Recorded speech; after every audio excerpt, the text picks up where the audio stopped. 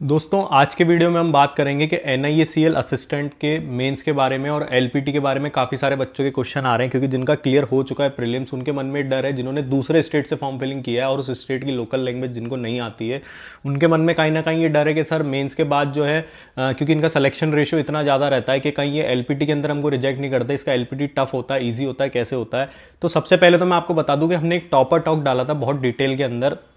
NIACL assistant का कुछ time पहले, तो वो आप जाके जरूर देखें। उसके अंदर उन्होंने पूरी चीजें बताई है कि एग्जाम का लेवल क्या रहेगा, LPT किस तरीके से रहेगा और किस तरीके से कौन से स्टूडेंट जो है वो LPT के अंदर रिजेक्ट हो जाते हैं। अगर आपको डिटेल में देखना है इस वीडियो के अंदर मैं आपको इन शॉर्ट बता देता हूं, लेकिन उसके पहले मैं बताना चाहूंगा कि जो भी बच्चे मॉक टेस्ट के बारे में हमसे पूछते हैं तो गाइडली का नाम आप सभी ने सुना होगा। उनका जो प्लेटिनम मॉक टेस्ट पैकेज जो है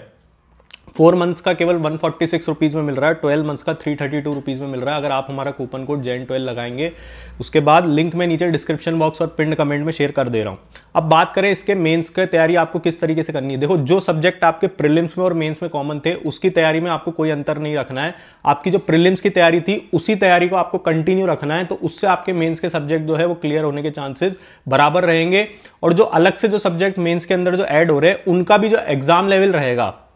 वो कोई बहुत ज्यादा एग्जाम लेवल इसके अंदर ऐसा नहीं है कि IBPS PO से भी ज्यादा एग्जाम लेवल आता है, PO के बराबर आता है। इवन काफी सारे बच्चे बोलते हैं कि RRB क्लरिकल का जो एग्जाम लेवल रहता है, जो IBPS क्लर्क का एग्जाम लेवल रहता है, उससे भी कम एग्जाम लेवल जो है ये NIACL असिस्टेंट का या जो इंश्योरेंस सेक्टर के जो एग्जाम्स होते हैं उनका रहता है। क्योंकि इंश्योरेंस सेक्टर्स के अंदर हमने देखा है कि वैकेंसीज कम होने के कारण कट ऑफ ज्यादा जाती है, कॉम्पिटिशन ज्यादा रहता है, लेकिन जो डिफिकल्टी लेवल रहता है एग्जाम का उससे आपको घबराने की जरूरत नहीं है। आपको दो चीज पे मेन फोकस करना है, आपकी स्पीड और एक्यूरेसी दोनों हाई होनी चाहिए अगर आपको ये एग्जाम क्रैक करना है। दूसरी चीज, जिन लोगों ने जैसे कोई मान लो राजस्थान से, MP से, उसने गुजरात से फॉर्म फिलिंग करी या महाराष्ट्र से फॉर्म फिलिंग करी, अब उसके मन में जो LPT का डर बन रहा है, तो ये मैं आपको बता दूं कि अगर आपको वहां की लोकल लैंग्वेज बिल्कुल भी नहीं आती है तो आपको LPT की तैयारी भी सीरियसली करनी पड़ेगी। क्योंकि वहां पे जो LPT जो आपका लेंगे वो थोड़ा बहुत आपका लिखवा के भी देखते हैं, आपको बोलना भी आना चाहिए,